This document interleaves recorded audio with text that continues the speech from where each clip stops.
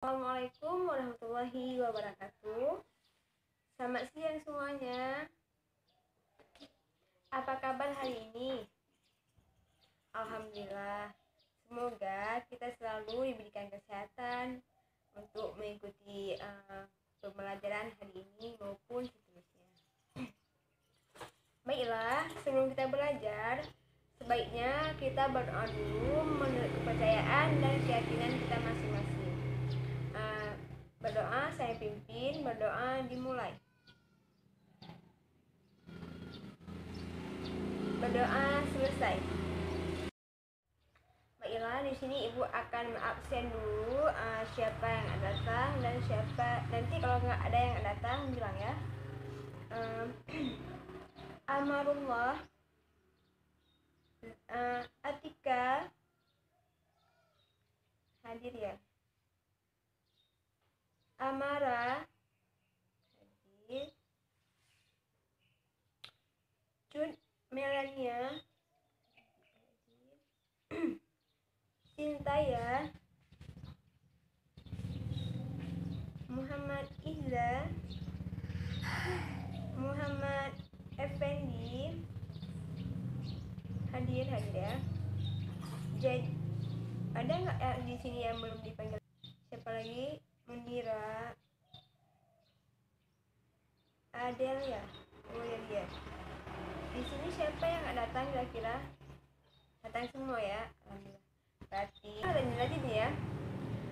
Kalian harus rajin sekolah, menuntut ilmu, agar semua cita-cita kalian mau jadi ini, jadi itu, tercapai, yaitu dengan cara kita menuntut ilmu, dengan cara kita belajar. Jadi semua keinginan kita insya Allah akan terwujud kalau diiringi dengan usaha dan berdoa. Baiklah, ada yang tahu hari ini kita akan belajar mengenai apa? Iya, hari ini kita akan belajar strategi meningkatkan kemampuan berbicara.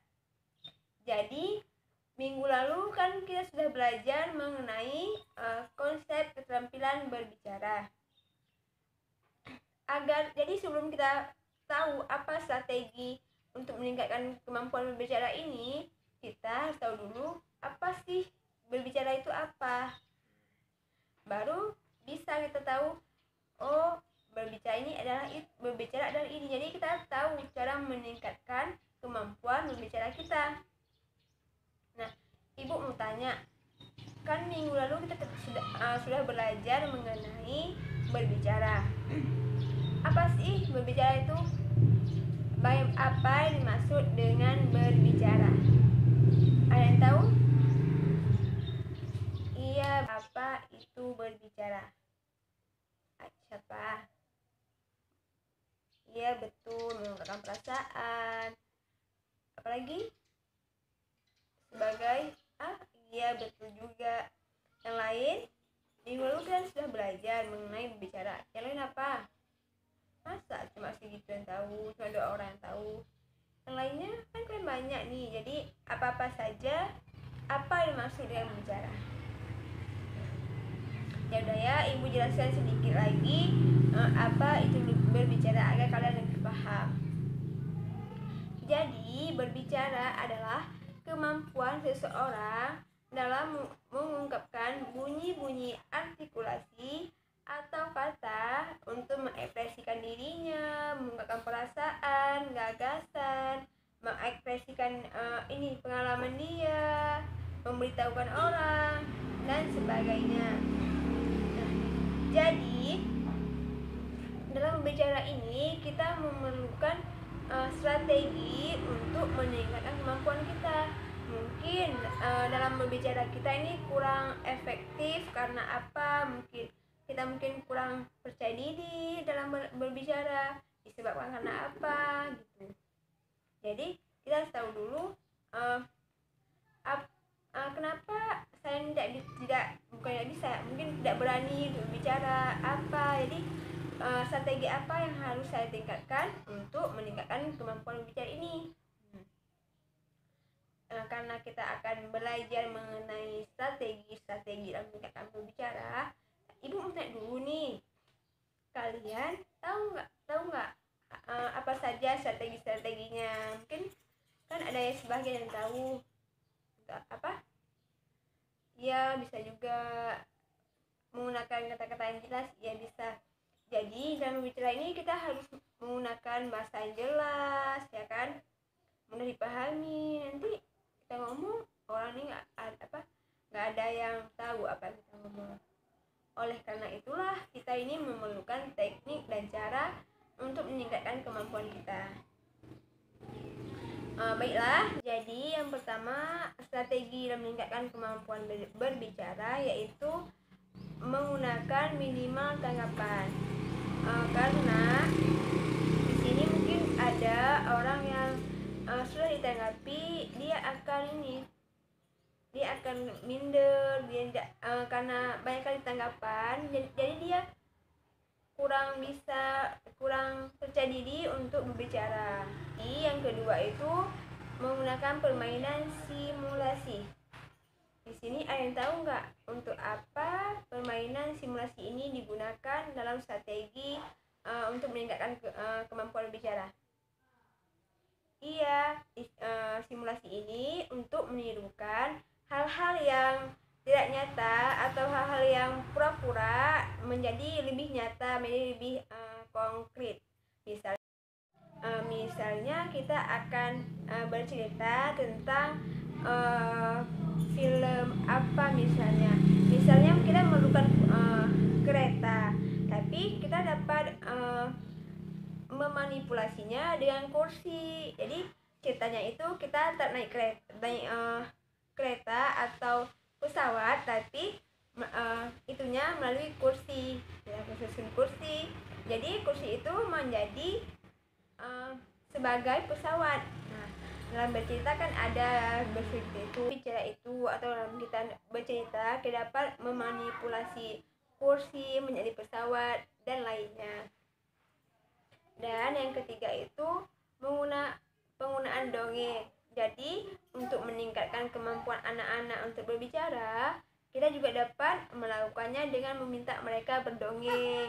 Misalnya ada sebuah cerita, kita minta pertama kita ceritakan dulu, misalnya pada ibu, misalnya nih ya, pada suatu hari ada seekor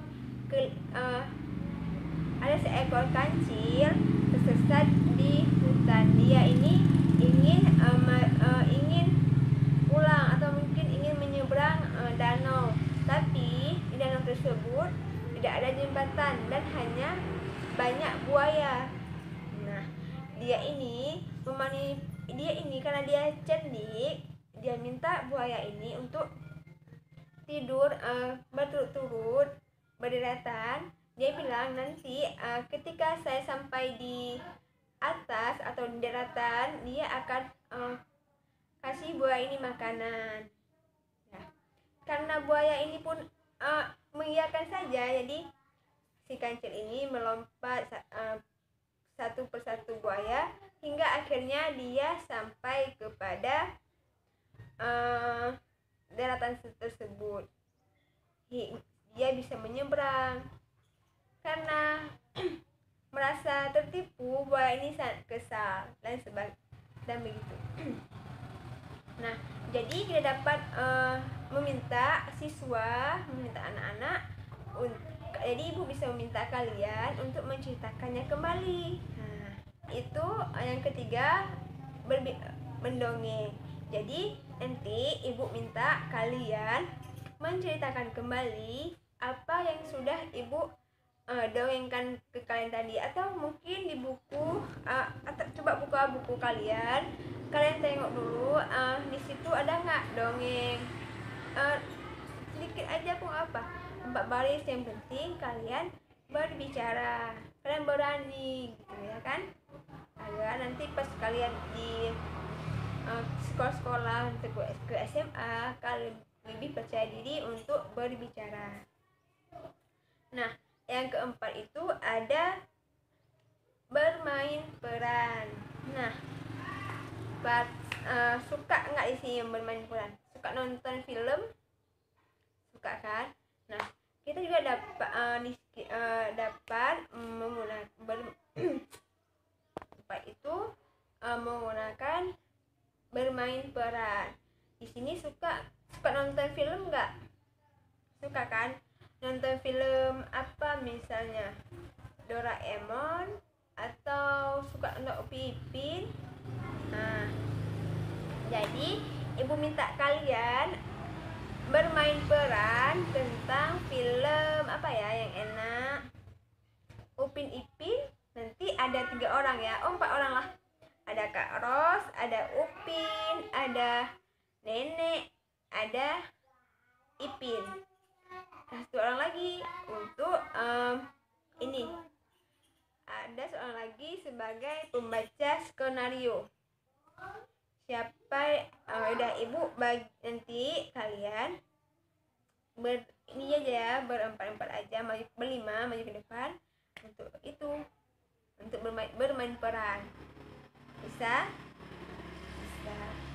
nggak apa-apa. Tentang saya sedikit aja, misalnya Kak Ros, tahu kan suara Kak Ros kayak mana? Kak Ros tuh menceritakan tentang dia galak. Nah, bermain peran ini juga untuk melatih dan meningkatkan kemampuan siswa dalam berbicara agar siswa lebih berani untuk berakting, untuk bermain peran. Dan yang kelima itu menggunakan modeling the why. Di sini itu keterampilan mempraktekkan kegiatan berbicara melalui demonstrasi. Contohnya misalnya di sini ibu membagikan satu topik atau cerita yang akan dibicarakan tapi melalui kelompok-kelompok kecil. Misalnya ibu nanti akan membagikan kalian 5 atau 4 orang per kelompok, dan setelah itu kalian kerjakan berdiskusi secara kelompok tentang topik yang ibu berikan, dan setelah itu nanti kalian maju ke depan untuk mempraktekkan sesuai dengan demonstrasi yang ibu berikan. Misalnya tentang percakapan, ini juga termasuk nanti. Jadi kalian dapat mendemonstrasikan dengan teman kelompok kalian. Dan yang kelima, yang keenam ini yaitu cerita berantai. Nah, bicara. Nah, ada yang tahu cerita berantai ini seperti apa? Ada? Misalnya gini, kalian sering nonton televisi nggak? Di acara apa ya? Ibu pun lupa. Pokoknya ada. Misalnya sini ceritanya gini. Ibu memberikan satu topik atau cerita, misalnya ibu tuliskan cerita tentang misalnya tentang apa ya, kata-katanya tentang misalnya biologi, kata-katanya tentang biologi. Nanti kalian berlima misalnya, nanti kita menceritakan ini secara berantai. Misalnya orang pertama menceritakan kepada orang kedua menceritakan kepada orang ketiga, orang ketiga menceritakan kepada orang keempat. Nah, orang keempat ini nanti berbicara dan berbicara ini direkam. Benar nggak yang orang keempat ini sama orang yang pertama?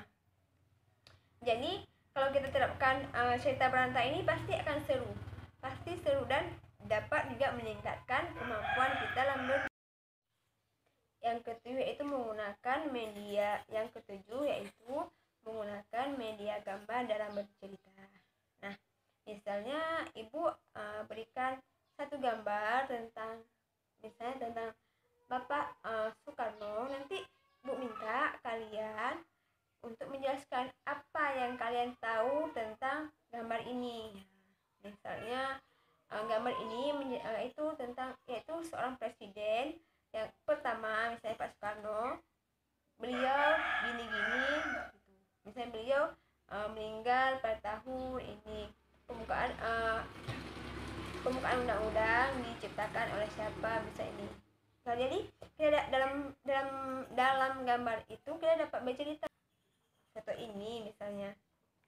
Nah, ini misalnya gambar. Nah, kalian dapat menceritakan tentang gambar ini. Apa sih yang kalian tahu tentang gambar ini?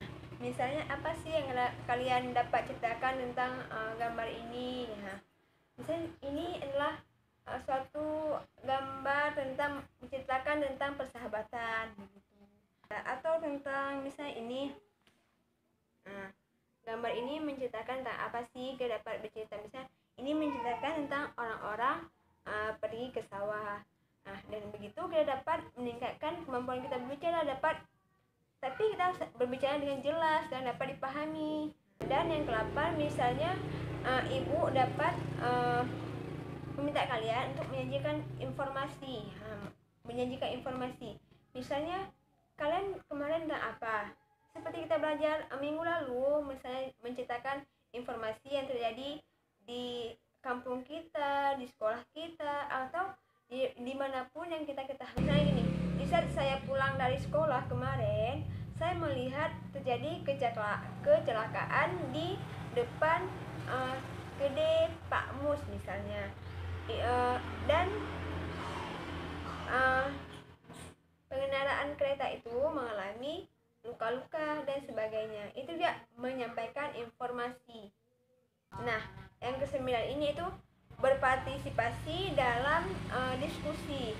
Nah, karena kita sudah kelas 4, kita pasti sering kan melakukan diskusi dengan baik dengan guru, dengan teman-teman kita, atau melakukan diskusi secara berkelompok. Nah, itu dalam berdiskusi dengan cara kita menyalurkan pendapat kita maju ke depan saat presentasi, itu dapat meningkatkan kemampuan kita dalam berbicara dan juga meningkatkan keberanian kita. Jadi itu kan sangat sering kita lakukan. Jadi kita harus memperbaiki kata-kata kita dengan jelas, dengan mungkin menggunakan bahasa sendiri biar lebih kita pahami dan juga dipahami oleh orang-orang lain. Puisi atau pantun. Nah, dengan cara kita membaca puisi itu kita dapat meningkatkan kemampuan kita berbicara. Kita membaca puisi dengan menggunakan mimik, suara yang jelas, menggunakan mimik wajah, sehingga orang-orang dapat menghayati apa puisi yang kita bacakan. Mereka dapat memahami maknanya. Karena dalam baca puisi ini juga termasuk untuk meningkatkan kemampuan berbicara kita. Yang ke-10 itu yaitu bermain drama. Nah, yang ke-10 itu bermain drama. Misalnya kita akan bermain drama tentang bawang merah dan bawang putih. Kan di sana kita dituntut untuk mendalami karakter si bawang putih dan si bawang merah atau ibu tirinya. Jadi di sini sangat, kalau kita mendalami karakternya, jadi kita dapat menyampaikan isi dari cerita tersebut. Karena dengan membaca puisi kita dapat kembangkan juga kemampuan kita. Karena ada orang yang dengan membaca puisi dia lebih terkenal. Dan yang ke-11 yaitu wawancara.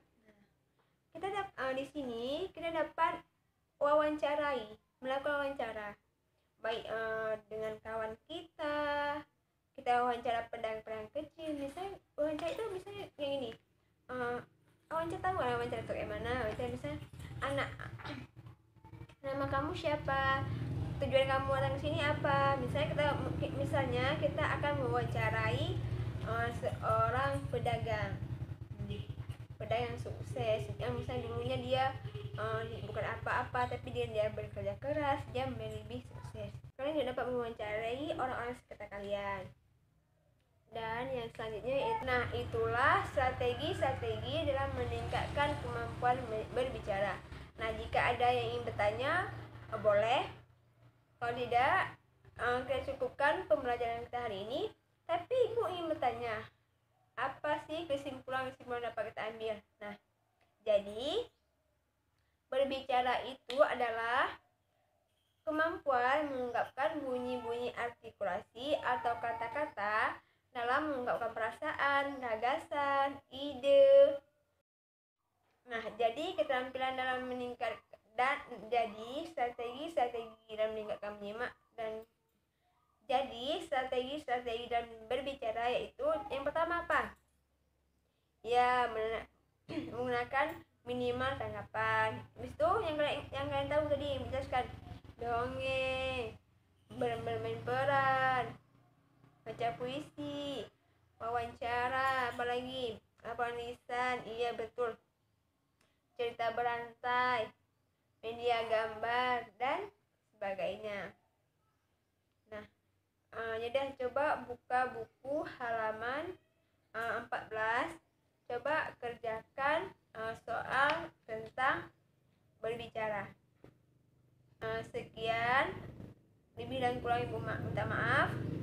Wabillahi taufiq wal hidayah. Assalamualaikum warahmatullahi wabarakatuh.